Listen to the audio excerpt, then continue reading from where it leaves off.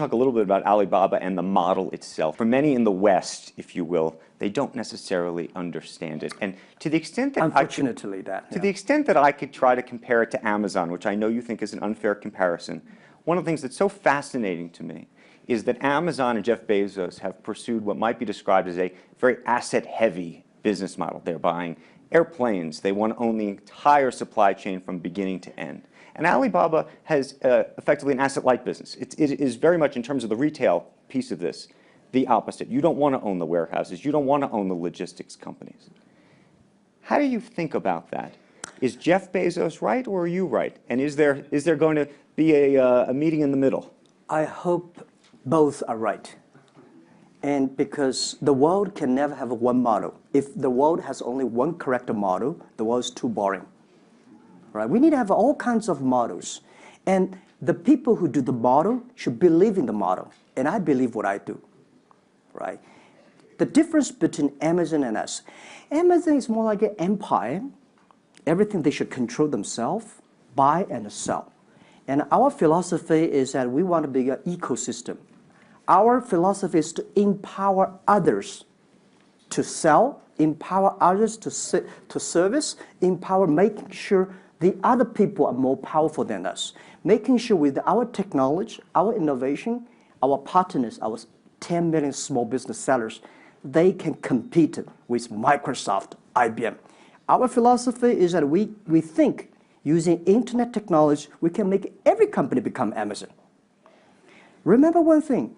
Today, for our sales, our GMV last year is more than 550 billion US dollars. To hire people deliver for us, we need 5 million people. So how can we hire 5 million people deliver things for us to deliver the things we sold?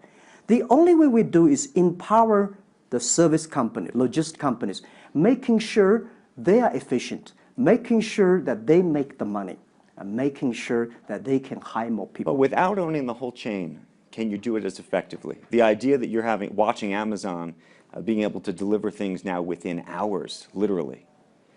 We made 125 cities deliver within 1 day last year.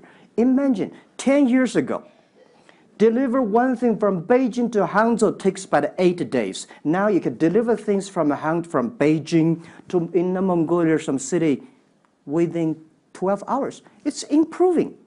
You can never expect these things happen within 24 hours. We have patience. So I think, can you imagine that within the 11/11 Singles Day, we sold $17 billion.